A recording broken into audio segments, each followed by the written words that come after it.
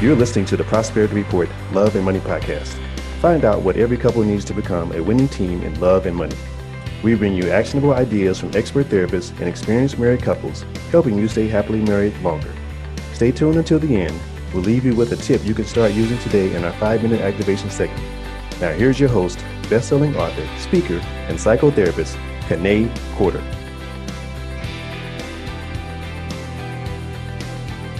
Welcome, everybody. I want to say a special welcome to my Prospros. How are you enjoying the all-new Prosperity Club? I hope you love it as much as I loved creating it for you. If you have any questions or comments, reach out to me on Instagram. You can go to kanaecorder.com/Instagram and leave me a DM. I'm really good at getting back to my Instagram followers. And make sure you follow me while you're there. I also want to give a special hello to my FinCon listeners. So from August 1st to September 25th, all the episodes will have guests from FinCon. And if you don't know what FinCon is where money and media meet. It's a financial conference for money nerds like me. I've spoken at FinCon for the last 2 years, and I've met some really great people. And I wanted to introduce them to you because I'm a part of 2 communities. I'm part of the financial community as well as the wellness community. And right now I want to introduce you to my financial friends. And later I'll introduce you to my wellness friends. But in the meantime, let's get into today's show. And don't forget to listen all the way to the end for our 5-minute activation so you can learn a tip that you can start using today.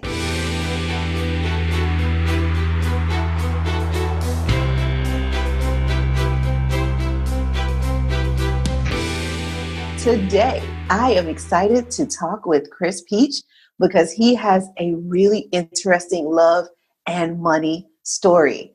So let's just jump right in. Hey, Chris. Kanae, thank you so much for having me on your show. I am excited because I had you on our show about a few weeks ago and you crushed it. People were calling me saying, hey, this girl's amazing. So I'm excited to come on your show.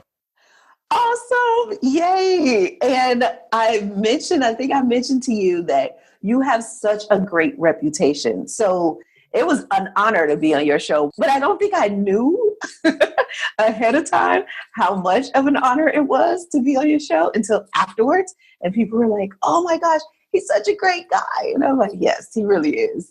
Well, I need to find out who's saying that and call them and thank them because I need to actually have them get in contact with my wife and let them know that I'm a great guy too.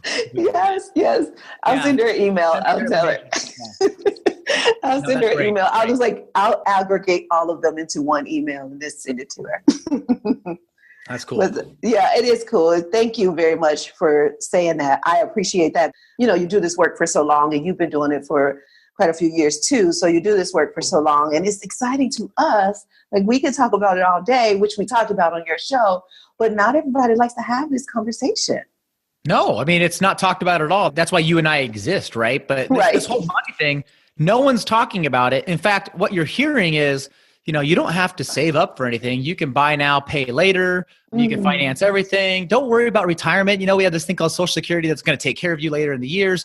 No one is talking about money. The only thing they're saying is buy now, pay later, put it on payments. And then when you finally get to that point where you're like, oh crap, I didn't save, then start talking about it. Right? Yeah. That's kind of backwards. Yep, it is. Absolutely. So that brings me to my first question, actually, and that is, what is your idea of prosperity? So, this is a great question. My idea of prosperity, prosperity talking about, we'll say in financial sense. So I truly believe that in order for you to have happiness or prosperity, you need to be successful in 2 parts. So you need to be successful in the money that you're comfortable with in your life, but also what you're doing to earn that money and what you're doing with that money. And let me kind of give you an example here. I've interviewed a lot of people on our own show. And a lot of successful entrepreneurs have come on, and some of these people have retired. I had one guy on the show, he retired when he was 34 years old. You can imagine the amount of money he had made. And he was so happy when he retired. But then a few years later, he talks about how he kind of got into a little funk, went into a little depression because he had all the money, but he didn't have the other part. He wasn't doing the right things with it. There was just nothing fulfilling him. Yeah. So fast forward to today, he has the money that he's very happy with, but he's also doing things in his life with the money he has. So I think prosperity is at the intersection of where your money and what you're doing to get the money, or what you're doing with the money, depending where you're at. Where they meet is where your prosperity is. Yeah, nice. Absolutely. And I totally get it. And that's one of the things that I say. So I'm known for saying money can buy happiness as long as you know what truly makes you happy. And what you just described was an example of that. He had the money. He could have bought a happy life with it, but he obviously didn't know what made him happy. So he spiraled down into this funk until he was able to like find his purpose and fulfill his life, not just have money. Sure. And I don't think that there's anything wrong with material things. I think it's what makes you tick. So like there's that country song where, money may not buy me happiness, but it can buy me a boat. Like that song is saying like, that's what makes that guy happy, So right? I think it's, what is it for you that makes you tick? Is it that you have to be doing the job you love? For me, I love what I do and I get to generate income doing what I love. And there's so many people. And I was one of these people too, where I wasn't doing what I 100% loved. I liked it, but I didn't love it for a long time. And I was generating income and it was great. But now I moved into doing what I love and generating income with it. And you're like, wow, this is prosperity. This is happiness. And then on the other side of that, when you have people that are retired, what are they doing with the money they saved up for retirement? I think when we see commercials and you're walking down a beach with your wife in retirement, that's cool for a weekend, but are you going to do that for 30 years, right? That's not that could be prosperity for you, but for me, I think I would have to do something else, like, whatever it might be. For me, I think it would be, right. Playing a ton of golf and traveling, but whatever that might be. So right. But that's such a great point, right? You have this picture, but that picture really is like the first 3 weeks of retirement. And then it's like, what else? Mm-hmm. Yeah, exactly. I'm so glad you pointed that out. What I really want to get into is your story. So, this is called Prosperity Report, Love and Money podcast. And the great thing about having you on the show is that you've gone through some of the money challenges and you're married, so you have the love story, the money story kind of blended together, and what that looked like for you guys, especially because you were excited about money. What I remember hearing you say is that that's not your wife's thing. Like she doesn't get all giddy about talking about money. So I want to talk to you about what that journey looked like for you guys. Absolutely. I mean, so many people can relate to this story because I feel like it's very common. Mm-hmm. So my wife and I, we met in college. We went to Arizona State University. We meet in college. And I remember when I met her, she was studying to be a news reporter. And she told me, she said, I'm going to be a news anchor someday. And I was like, oh, that's cool. Like, good for you. Well, she actually did it. So she graduates college and she gets hired as the morning show anchor here in Phoenix, Arizona. So like she comes out of college and she has an incredible job. I'm talking, she's on television 5 days a week and she's been doing it for 15 years. But at the time, when we got married in 2000. So she did it for a couple of years. We got married in 2008. So we're out of college. She gets a great job. I get hired as a firefighter and I promote really quick. So, we're sitting there. We have no kids. We're in our mid-20s and we're definitely making 6 figures a year, right? We're not struggling in the income category. We are like, This is awesome. I mean, we have, the sky is the limit. Like we could do, whatever we wanted. And so we did. Like we literally did whatever we wanted. We bought brand new cars. We had no business buying, but our parents drove nice cars and everybody at the news station drove nice cars. So it was brand new, nice luxury cars like BMWs and Acuras and, the higher end cars. Then we thought, well, we have to buy a nice big house in the nice side of town. Mm-hmm. So we moved into a nice big house. And then it was like, we had to start traveling the world. We literally travel wherever we wanted, whenever we wanted. It was just the only thing that held us up was, could we get time off from work? But the money thing was an issue. So we never paid attention to the money coming in and going out. We just thought to ourselves, we make too much money to have to worry about it. So we did this all of 2008, 2009, 2010. So finally in 2011, and this, we kind of knew this was kind of going on, but right around 2011, I remember I was at work and so I'm at the fire station and I remember I get this call. And at the time we had a 10-month-old. And so she's pushing a 10-month-old around the grocery store near our house. And so she's on television 5 days a week. So everywhere we go, people are like, hey, Andrea, they recognize her. And so she's pushing this grocery cart around. She gets to the checkout with a cart full of groceries and a 10-month-old. And she's handing the groceries out of her cart. They're being scanned, being bagged, put into the cart. The total bill comes, I think it was like right around $200. And she goes and, hands over the credit card. They swipe it. It's for some reason it doesn't work. Okay, no big deal. She does that on another credit card. That doesn't work. Hands over a debit card and it doesn't work. So she's sitting there. She just handed the cashier 3 different cards. There's a line of people staring at her. They know exactly who she is and what's going on. Like, this girl can't pay her bills. And so she doesn't know what to do. So she literally just picks up our son Carter and runs out of the grocery store, leaves all of our groceries there. And so she calls me. She's not happy, right? Like, they always say that, the number one cause of divorce in North America is money problems and money fights. Well, guess what? I can tell you that is true. And so she calls me up, and let's just say the conversation wasn't like, hey, honey, how's your day? It was just the opposite. So I look at her account, Kanae, and we're negative. We're overdrafted. And we had done it a few times that day because we had some bills that were on bill pay that had gone out. So we had been dinged like 2 or 3 times in overdraft fees. So I'm sitting there and I'm like, what the heck? It's Wednesday. We don't get paid again until Friday. We literally have no money. We have a 10-month-old. We make too much money to have no money. And I remember we came home the next day, and I remember I'm thinking, okay, I'm the man of the house. I'm going to figure this out. And I remember it was like the first time ever that we actually became an adult and we opened up the finances. I printed off all the bank statements, and it was shocking. And the craziest thing that, it just blew my mind was in the time that we were married, we had racked up $52,000 in consumer debt, and we made good money. We literally overspent by $52,000 those first 3.5 years of marriage. So that was kind of our aha moment. This was the moment that, we had to decide, are we going to continue to go down this road and probably end up a statistic, which means divorce because of money problems and money fights? Or are we going to do something about it? So long story short, we went radical, and we decided we were more important, and our future and our finances and our kids were going to be more important than the stuff we wanted. This was at that moment. And so we literally completely changed our life around. We went from paycheck to paycheck to we sold everything. We sold our cars. We sold the furniture in our house, pictures off the wall, picked up side jobs. I cleaned pools in my own neighborhood, which was weird, but I did it anyway. She drove me door to door. We had no more shame. Like, we had zero shame. But we ended up paying off $52,000 in 7 months. And I remember when I first looked at it, I thought it would take about 2 years. When you get so passionate about something and you get on the same page.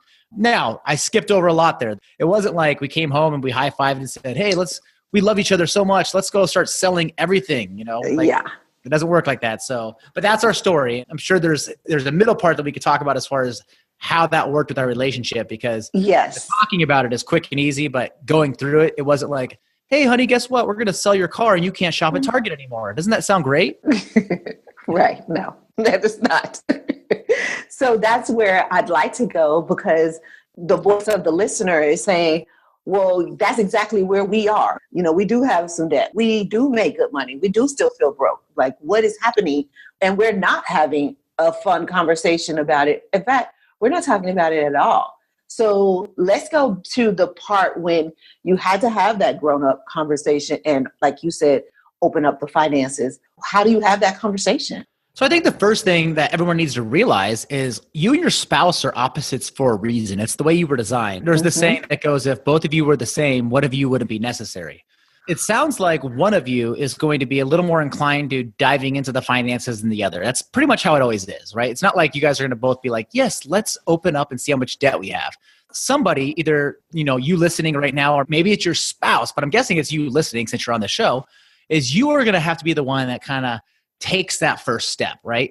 And it's okay. But I would say for me, I decided, okay, I'm going to be the one that's going to take this first step.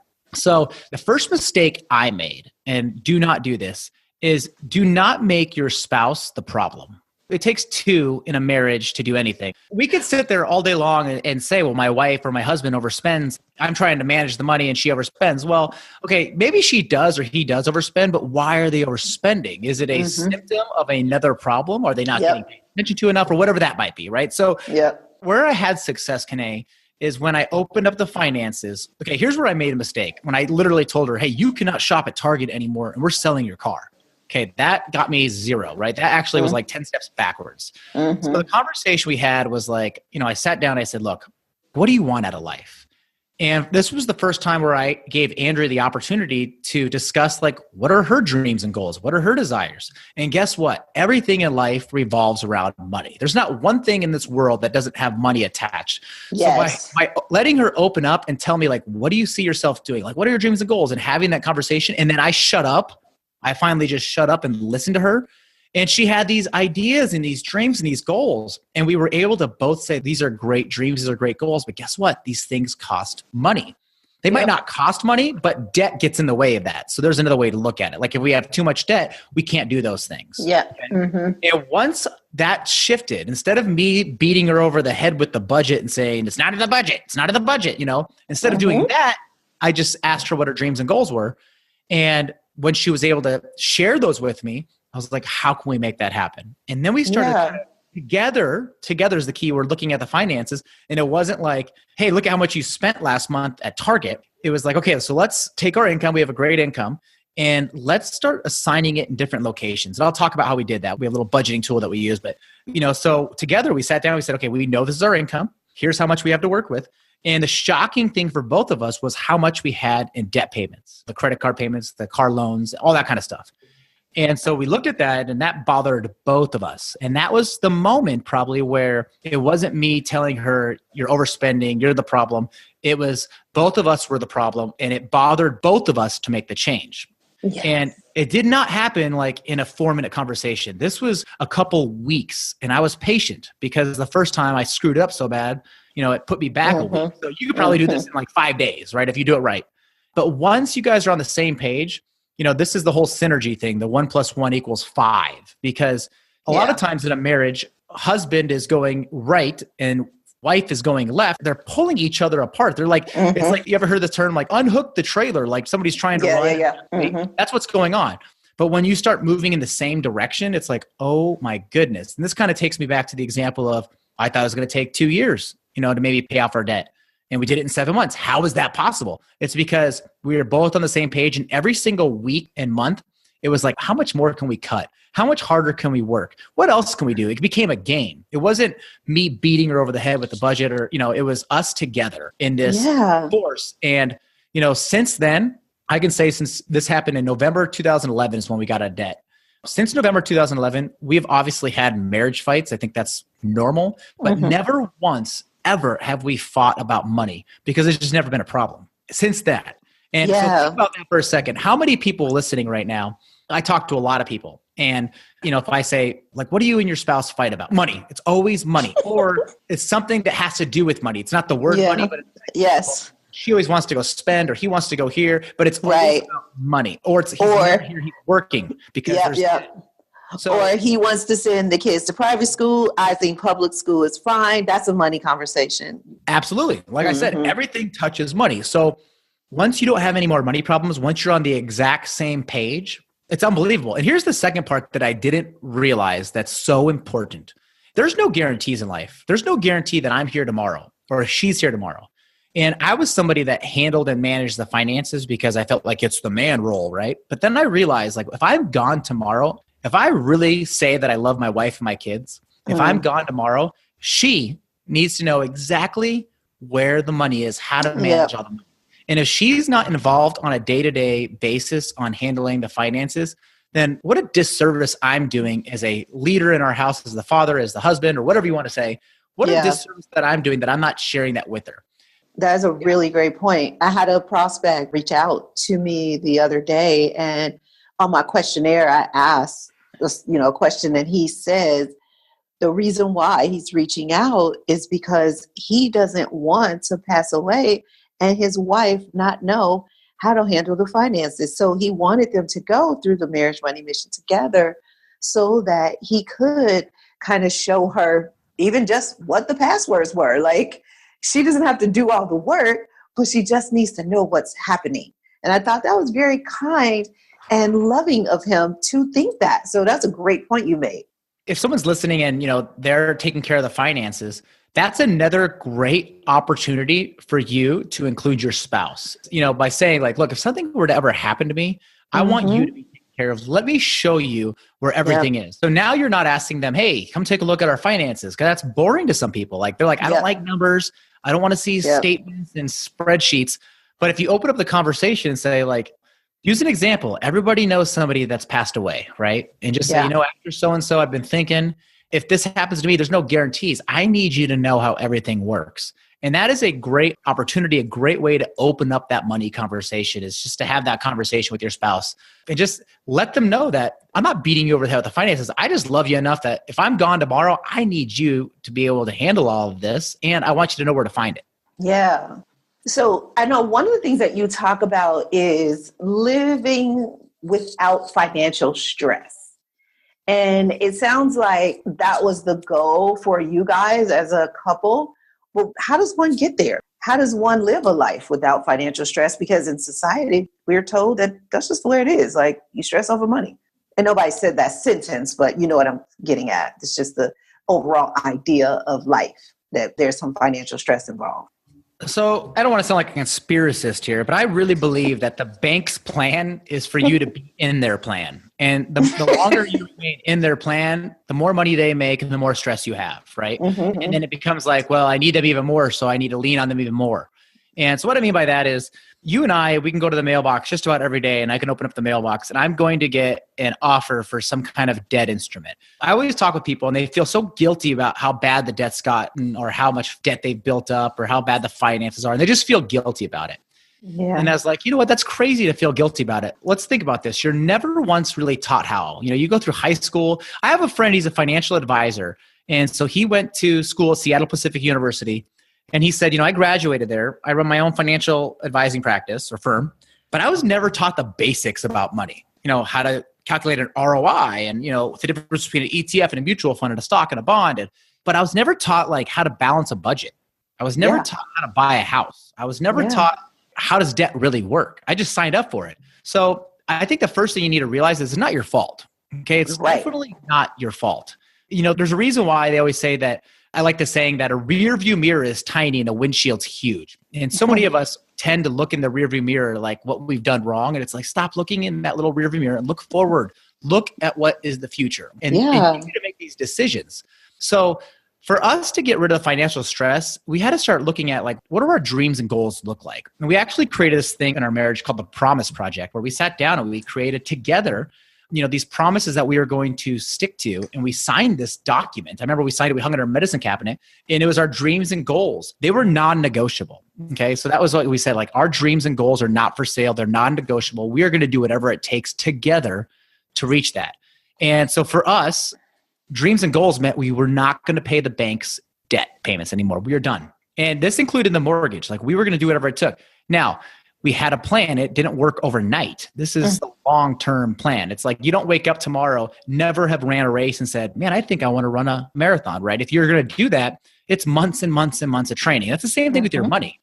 And so we took it step by step, and it was little by little. But every time we would have a win, a little bit of the stress would be nicked away. And then every time we pay off, Bank of America, a little bit of the stress would get nicked away. Or when we got rid of our car payments, a little bit of the stress got nicked away. And now we're getting ready to, within the next few years, pay off our mortgage. And every time we go down this path, it's a little bit of the stress gets nicked away. A little bit of the stress gets nicked away.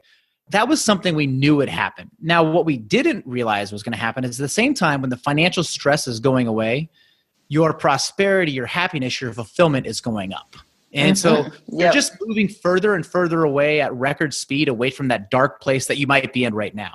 But we had to take action, and for the longest time, I was super guilty of this, Kanae, is I talked the talk, but I was not willing to walk the walk because I was so afraid that I was going to take away my fun. And what I realized is if I didn't stop my fun, the bank was going to take it away anyway, right? Because they own me. Right.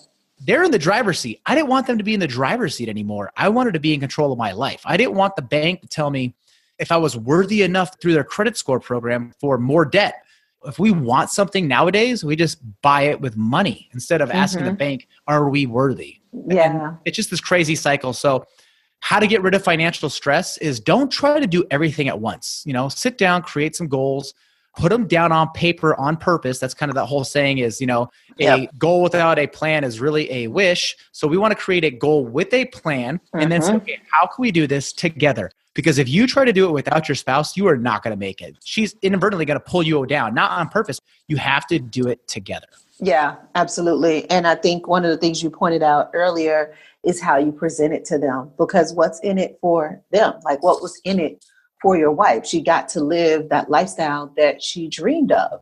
And so you brought it to her in a way that she could digest it. Sure, talking about money became your new favorite conversation, but that doesn't mean that it became your spouse's new favorite conversation. So you've got to talk to them in a language they understand. Absolutely. A surprising thing that's funny is when you start talking about these things, they get out in the open.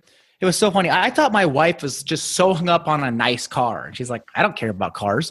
What would you rather have? She's like, I'd rather have Botox. I'm like, Botox is like $300 and a car is $50,000. I'm like, why didn't we have this conversation sooner? You know? Right. She's like, I'm more into beauty than I am to rolling. Yeah. I wish we didn't known this sooner. We wouldn't have got this expensive car. Right. Yeah. And that's the other thing. You have to have a conversation. So one of the things you'll hear me say a lot is money is a conversation. And it really is. If you have the money conversation, you don't have to guess or assume. And I think we talked about this on your show, that one of my favorite books is The Four Agreements. And when you're not having the money conversation, there's just so much assumptions that happen. And one of the agreements is don't make assumptions. And if you can get that in your marriage or your relationship, don't make assumptions about your spouse, have a conversation with them. It's so much easier. And I think also what we talked about on your show is the way you talk to your spouse. I think you said it earlier. You made some mistakes by saying, hey, you can't go to Target anymore because you overspend and blah, blah, blah, you, right? Instead of saying, tell me about, these trips to Target. And I'm wondering how we can lower the amount of money we spend. Can you help me? Right? Those three statements, tell me about, I'm wondering, and can you help me? Those are a lot easier to have the money conversation. Absolutely. If you have it already, I would go and take the love language test too. That was another thing I did. And we did it together. And hey, if you're a guy out there listening and you ask your wife, would you like to take the 5 love language tests with me? Wow. She's going to say yes. Oh my gosh. We weren't talking about boring money anymore. We were talking about love. But what I realized is I remember the results were emailed to me from her. And I'm reading through there and I'm like, okay, words of affirmation. She needs words of affirmation. I was beating her down with words of discouragement, telling her that she was spending too much, right? So I was giving her exactly the opposite. So a prime example, I remember this was one of the very first things she did is she had a salary job. She couldn't work overtime. She wanted to contribute. So she had a bunch of sunglasses that were like these very high-end sunglasses and she could sell them on eBay. So she was taking pictures of them, selling them on eBay. And she, she was making a couple $100 with these sunglasses that we'd add towards the debt. And I remember I just told her, I said, I am so impressed by you. And just those words alone was like pure gold. And I remember reading it. Her love language is words of affirmation. If I just tell her, and I was impressed, but it's not natural for me to tell her that or tell people that. So when I started learning, like what makes her tick, it's not gifts. That's another one of the love languages is that was where she scored the lowest. And for me, I was the guy that'd be like, I'm going to bring her home flowers and she's going to think this is amazing. What I found out later is every time I brought home flowers, she would think to herself, now I have to take care of something else. Why would he do this? That was what her thought was. I didn't know. It's so interesting because you thought you were going to get it right. Society told you bringing your girl flowers is the thing to do and you'll win points. But not if that's not her love language. So whatever man that worked for, that's because his woman's love language was gifts. So you've got to know what turns them on, for lack of a better word, just what makes them smile. You can get your wife to melt. You can get your husband to melt if you know their love language, because it goes both ways. It's not just about wives. Knowing your husband's love language is paramount because men are not going to necessarily tell you, hey, babe, what would make me really fall in love with you more? If you did, right. No man is gonna say those words. But if you take the 5 love languages, you learn it, and then you can just do it naturally. And he won't even know why. He's like, I don't know why I'm falling so much more in love with you. And we've been married 12 years, whatever, right? It's just that education can get you into their psyche. And when you can get into your spouse's psyche, not in a manipulative way, but in a caring, gentle, this is going to take our love to the next level kind of way. Absolutely. As you were talking, it was reminding me of the 5 love languages. It's words of affirmation, acts of service, receiving gifts, quality time, and physical touch. I'm not like a genie where I can, predict what most guys would like. But I can tell you that as a guy myself and having a lot of friends who I've encouraged to take this, we all score really high in physical touch. So yeah, that and quality time. I see a lot of guys get quality time and physical touch. Go figure. Yeah. And I think that what happens is, and this was a conversation I had years ago, but the way that we are raised kind of helps create our love language. So I grew up in a household where compliments were big. We didn't do anything before we, complimented each other. You get ready to go out the door, mom's complimenting you. And then she encouraged us to compliment each other. Look at your sister. Doesn't she look pretty? Tell her how pretty she looks. Look at your brother. Doesn't he look handsome? Tell him how handsome he looks. So that kind of stuff was my lifestyle. So like your wife, my love language is words of affirmation, at least my primary love language is words of affirmation. But if you grow up in a household where it's like, sit down for dinner, we all together go on a camping trip. Like if you have these kind of things happening in your background, then when you grow up and have your own family, the way you're going to want to receive love is through quality time. So it kind of goes to your background. Absolutely. I could totally relate to that. So I wanted to go deeper into the budget because, in this industry, we hear the budget word a lot. But for the normal person, budget is sort of a bad word and they don't feel like they can stick to a budget. So who do you have to be in order to execute on a budget? So first of all, you don't have to be good at math. I think that's a big that's thing. A good point. Mm-hmm. People are like, I'm not good with numbers. I can't do a budget. It's like, well, it has nothing to do with math. It's fifth grade math at best. And it's all about behavior, really. It's not about. And nowadays they can calculate themselves, these budgets. Yeah. It's if you could successfully post an update on Facebook, then you're qualified to do a budget. It's very, very simple. There's just so many different ones out there. I think there's some really good ones that link to your bank account. I'm not a big fan of those. And the reason why is because it's very convenient because it links to your bank account for you, but it's basically another way just to go online and check your bank statement, right? Or, like they say that I think people log in on average 9 times a day to check in on their account balance. I've found a lot of these apps that link and show you like where you're spending. I still don't call it an actual budget. I think it's more of just you're just watching where the money's going, which is still better than nothing. So we did that. We tried a bunch of different of these. This was in 2011. There wasn't a ton of them like there is now, but we tried a bunch of different apps. We tried YNAB, which was good. But YNAB is really good if you're like a nerdy, like you love spreadsheets. But if you showed YNAB to a non-spreadsheet person, they would probably throw up. So that didn't work, right? At the time, Mint was really popular. Mint linked to our checking account, and that was nice. But sometimes we would buy something at the grocery store, and it wouldn't go into groceries. Like if we were picking up something for somebody else, then that person would, give us $20, and it was like, well, but we already spent it in this budget. How does that work? That kind of stuff got confusing. Or another thing that was an issue is, we buy our gas at the grocery store. Here in Arizona, the grocery stores have gas stations linked to them and you get a little discount. And so it would come out as groceries and I was like, this is gas. And it was just, some of those things would just be an issue. So we decided that, okay, out of all the classes I took at Arizona State University, I took one class on how to do Excel. And I became like this Excel wizard. And I remember when I was taking it, I was like, why do I need this class? It was like an elective. I'm so glad I took it. So I built out this, we call it our cash flow plan in Excel in 2011. And we still use it to this day. And here's the crazy thing is, so I started sharing with some of our family and friends and neighbors. And we were just looking the other day. So we have it on our website. There's over 10,000 people currently using this month to month. And how we track that is when you download, it's totally free. Then the next month you get another one, and the next month you get another one, and the next month you get a one. And so we get tracked to see how many people are actually using it. It's over 10,000 people using this. The reason why I think people like it so much is because you get to create your categories. Mint doesn't create them for you. Bank of America doesn't create them for you. You create your categories. You get to create how much you want to spend in each one. And you actually go in there and you enter it in. So like, for example, I could be at the grocery store and it links to our phones too. So I could be at the grocery store and my wife could be getting coffee with friends and we could be inside our same family budget. We don't say a budget because my wife hates that word. We call it a cash flow plan. Words of affirmation. She told me that and I told her, good job. We're going to call it a cash flow plan. But going back, having that conversation is we could be inside our cash flow plan at the exact same time, and I could be punching in gas and she could be punching in her coffee, and it adds it up for you. It tells you how much you have left in real time. And, it carries over month to month. And so we've been using this since 2011. I think we've done like over 85 of these in a row.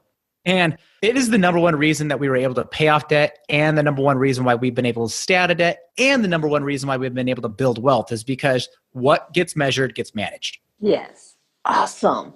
Well, that is so cool. So you're going to tell us how other people can use this. So yeah, one of the things we had talked about before we hit record here, we have a really cool course. It's called Awesome Money Course. And we're just over 500 graduates now inside the program over the last couple of years. It's been absolutely amazing. It's changing people's lives, but it does cost money. And so I think a better way for people to get to know me, to see if I am a right fit, because not everybody is going to be right for everybody, is try our free mini course for just the cash flow formula. What we'll do is we'll put together the cash flow formula just for your audience. It's totally free. It'll all be dripped out through email, a free email course with some videos to show you how to use it, some of the tips and tricks we use with cash. And we'll even talk a little bit about paying off some of your top debts in some order, but it's completely free. And if it's something that you think this would work for me and I could see the value in it, then later on, if you wanted to try out our course, we would love to have you inside our program. We have a pretty strong community too. So there's people all over the world inside our Facebook community. And it's pretty neat to see, these relationships that have formed and these people that are paying off, crazy amounts of debt. It blows my mind. Some of them were kicking my butt. I thought we were. But before you jump into something, I would say, hey, let's be smart with our money and let's take the free option first. Right? Like let's be frugal here. Yeah, we've already spent enough money to get to this point. Why don't we take the free option? I promise you the free option is going to have a ton of value as well. It's free, but we made sure, we put as much time into our free option as we did into our premium products, because we notice how we run our business is that when people find a ton of value and they actually start saving a ton of money, that's when we're going to build our trust with our future students for them to, take the next step with us. But in the meantime, try us out for free. So I think we created the link. It's moneypeach.com/prosperity. So moneypeach.com/prosperity. And that'll take you to what we call cash flow formula. So it'll take you to the site where you can get started, and it's available right now. So if you wanted to jump in right now, we have that all set up for you guys. Awesome. Thank you. I'm sure that people are going to jump in there. I just want to see it. I'm so curious to see how people take to the cash flow idea. Just for one, words are important.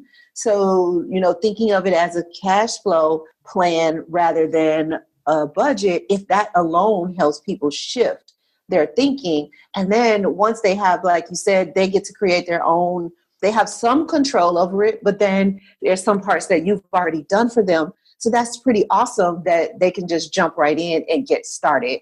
And you give them videos so they don't feel alone, because sometimes it's just like, I can't figure this out. So this is such a great way to get people started. And like you said, try the free version, see if you guys can work together successfully. Yeah. And even in the free version, inside the little mini course that we send you, if you have questions, we actually have like a contact button that you can get in contact with us. Now, we can't respond to you within the next 5 minutes, but usually within 24 hours, if you have a question about the cash flow formula and how it works and setting it up, we will answer those questions for you. And the reason why we do this is because I remember when Andrea and I were first trying to figure this out, we were doing 100% alone. And yet we still had success. But I always thought back, man, if there was a way that we would have had, somebody to contact or somebody that bounce questions off of, or maybe see some examples, man, it would have been so much easier.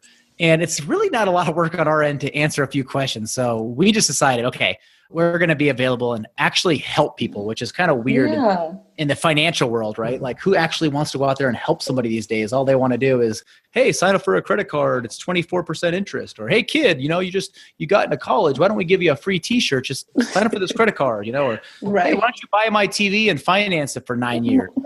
Yeah. We're helping a lot of people out there, society, Absolutely. So I have 2 more questions for you. So wedding season just ended. So people are now getting married. How do they start this conversation so that, you and Andrea were married for a few years when everything kind of blew up and you decided, oh, shoot, we need to really plan our finances. So there's a statement that I say to my pre-married couples, and that is, it's time to plan your marriage like you planned your wedding. So I'm wondering if you can give some of the listeners who just got married some, I guess, advice would be the word, on how to start off on the right foot. Yep. So it is no longer his debt or her money or his money or her debt. It is ours and it is we. And that is so important. When we first started Money Peach, one of the first things we did early on before anybody had heard of us, we would do in-person financial coaching. And we would do it a lot for a lot of married couples. And I remember sitting down with them and they would say stuff like, we would do this virtually or in person, but they would say like, well, she's bringing in a lot of debt to the marriage. That's a terrible thing to say. Instead of saying she's bringing in a ton of debt, it's we now have this debt together. How can we pay it off? Or how can we get control of it? So it's definitely we. That would be one of the biggest things I would say is, you can maybe in your head think it like, well, she's the one that, has this giant student loan. It's not me. Well, you know what? It's now we, buddy. That's how it works. It's called marriage, right? Right. We have some friends that wrote this book called One Bed, One Bank Account. And their whole thing was, if you could share a bed, you could share a bank account. So you end up sharing everything else. Yep. Because I found that lately I've heard a lot more couples talk about having these separate accounts. And it feels like part of the reason is because they don't want to have the money conversation. So it's like, have your account, I have my account, you pay this bill, I pay that bill, and then we don't have to talk about money. But it just leaves room for divisiveness and financial infidelity and secrecy. It's just a recipe for disaster. It is. Absolutely. So I'm so glad that you came on the show. I do have one more question for you that I ask every guest. And because you are married, you've been married for some years now, and because you have navigated kind of like a tight part of your marriage, like you guys went through a time in your marriage where you had to get over a hurdle. So I imagine you've gotten some advice over the years. And so this question is, what is the best marriage advice you ever received, or the advice you wish somebody would have told you? I'm going to go with the best marriage advice I ever received. It was, don't ever go to bed angry. And I'll tell you how I do this personally. So like I said earlier is, if Andrea and I were the same, one of us wouldn't be necessary. And she'll totally agree with me here. When I'm angry, what I do is I get real quiet and I pull myself away. I'm just kind of a pill to be around, right? I'm just quiet.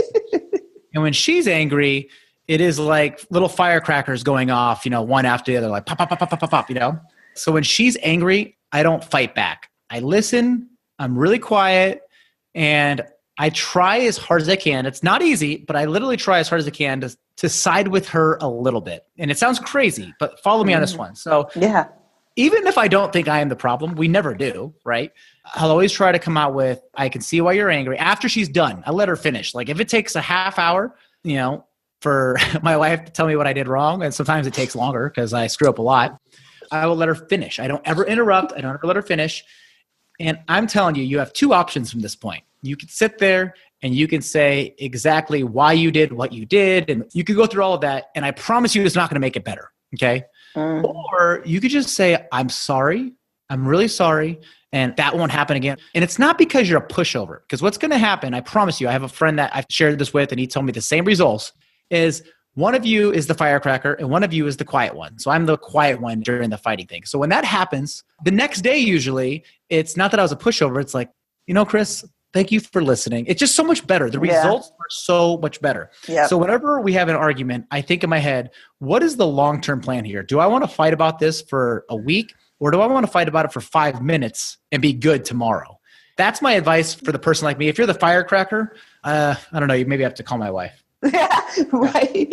As a therapist, a lot of times what happens is people come to therapy and kind of like you said about money, they say, this is her debt, this is her, or his or whatever, right? They come to therapy and they say things like, she's always doing this, she's this, he's that, he's never doing this. It's about the other person. And I always have to have them turn within. And it's like, great, I'm glad you're aware of what your spouse is doing.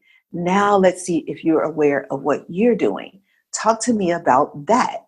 And that's a tough conversation because people are very aware of what the other person is doing, right? But what you did in that moment is you listened so you could become self-aware. Now you know exactly what you do that she is not happy about. And you could say, okay, got it, right? It sounds like at the end of the conversation, you were able to identify how you could correct, for lack of a better word, or, how you could exist with this woman in a more peaceful way. Yeah, absolutely. I mean, whenever I write an email, the signature in an email line says, everything worthwhile in life is uphill. And that's a John Maxwell quote.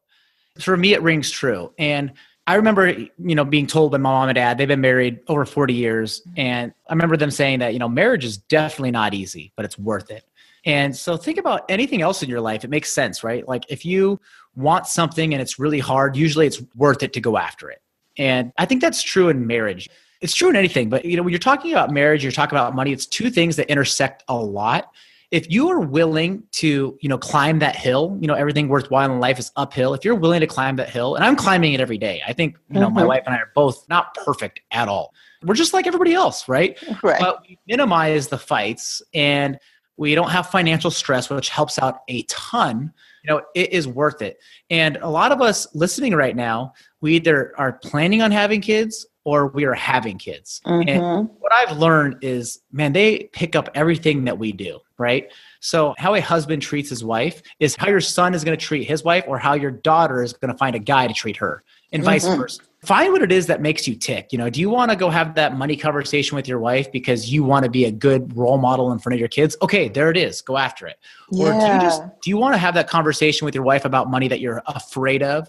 Do you want to have it because you want to stay married? That should be a goal. Okay, then go have it. Find out what you pick and overcome that hump, because sitting down and talking about the finances, it's scary. I'm not going to lie. It's scary, especially if you've been married 10 years and you've never talked about it. But I promise you the end result is better when you talk about it than when you don't. Yes, absolutely. I totally agree with you.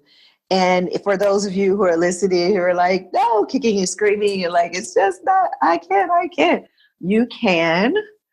And when you do, it's going to be a lot easier.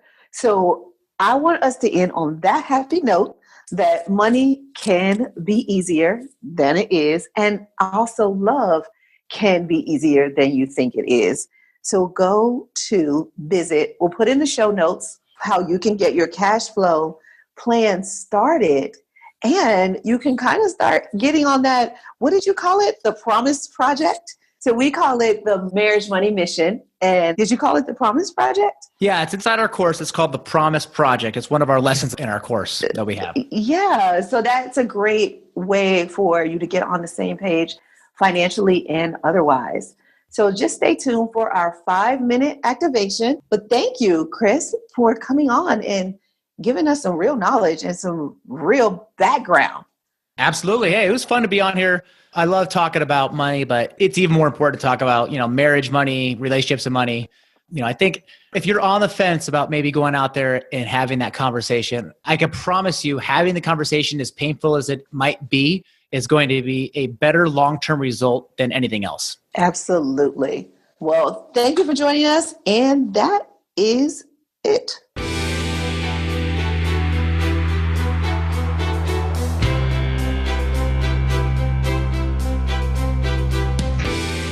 Well, guys, that's our episode for today. But before we go to our 5-minute activation, I promised you I'd tell you how to become a prosperous couple. So as I said before, it takes two powerful people to become a power couple. And we'd love to have you and your partner join the Prosperity Club. Whether you want to start with the free version or jump right into the paid membership, it's a great value for your time and money. And it's really important that you both join because they're questionnaires and things you're going to complete that you'll have the answers to. But what's awesome is that you can share it with your partner so that you guys can get to know each other better in love and money. So for just $97, you'd get the Prosperity Club annual membership. You get 5-day prosperity challenge. You'll get Crash Course in Prosperity's 7-day course. You'll also get the Prosperity Club monthly activities and accountability emails. And then you get the private Facebook group. So only the special insiders get special offers on the Prosperity Club membership and new courses that come out. So you've got to join the private Facebook group. So go to KeneQuarter.com/Facebook to join the private Facebook group, and then go to KeneQuarter.com/prosperity-club to get your membership today. That's KeneQuarter.com/prosperity-club. But all of that will be in the show notes. So go ahead and check them out. And I'll see you in the club. It's time for 5-minute activation, a quick financial therapy session to get you activated and on your way to increasing the love and money in your marriage. So can I get 5 minutes of your time? Just 5 minutes for a financial therapy activation. On today's 5-minute activation, I want to talk to you about willpower versus why power. Now, willpower is the control exerted to do something or restrain an impulse. Willpower is the ability to control yourself. It is the strong determination that allows you to do something difficult, like lose weight, stop smoking, or save money. So where have you had to use your willpower? Do you even feel like you have willpower? Think about it. When you want to lose weight or stop smoking or save money, you know what to do. You just don't do it. And willpower is that thing that it's supposed to get you to do it. But we don't always have willpower. In fact, many of us just don't. It's sort of up there with common sense. It's just not readily available. It should be, but it's not. So if willpower is not available, why don't you tap into your why power? Because I bet you have a bunch of why power inside of you. What keeps you going? What's most important to you? Really think about it. Do you do this for your children, your spouse, your parents? What is it that really keeps you going?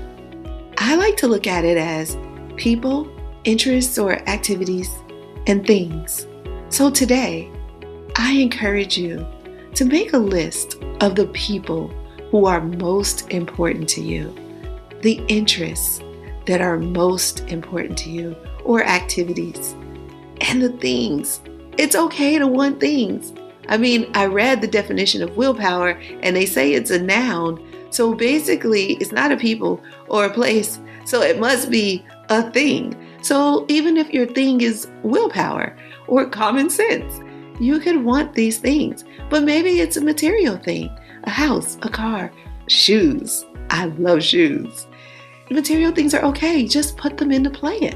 You want to travel? Put it in the plan. And maybe your travel is your why power. Maybe you sacrifice in spending in one area so that you can travel in another area. So maybe you say, I'm not going to buy these pair of shoes because I want to go to Bali or Guatemala or Bora Bora, wherever you want to go. And it's going to take a certain amount of money to get there. So if you know your why, your travel destination, your loved one, your activity, maybe you spend your money on a hobby rather than on clothes. And all of that is perfectly fine. You just have to know what it is. So take some time today to make a list of your whys so that you can use your why power when willpower fails you. Willpower won't always be there, but your why, that's constant, that's consistent. So think about it today. What's your why? What keeps you going? What is most important to you? So you know how I say fall in love with the plan? Well, fall in love with your why, just like you fall in love with your plan. Because if you fall in love with your why, that's going to keep you on the path to happiness. That'll get you to refrain from things that do not serve you and move towards the things that are for your best and highest good. You want a strong determination? Then find a strong why, because that's going to get you to your idea of prosperity. So that's our 5-minute activation for today. I can't wait to see you next time. Have a prosperous week. Hey guys, thanks for listening. If you want more love and money conversations, subscribe to this podcast. Also, tell your friends about us. I'll see you next episode. But in the meantime, head on over to KeneCorder.com for more tips, tools, and resources. And go ahead and leave us a comment if you like. We'd love to hear from you. This show is not to replace professional counsel. The best advice comes from a professional you know. The topics discussed in this podcast are general in nature and are for entertainment and informational purposes only. We encourage you to meet with a professional to discuss your specific situation, whether financial or therapeutic. That's all for now. I'll see you sooner. Remember, no matter what anybody ever tells you, you can have wealth in all of its forms. Believe it, and you will soon see it.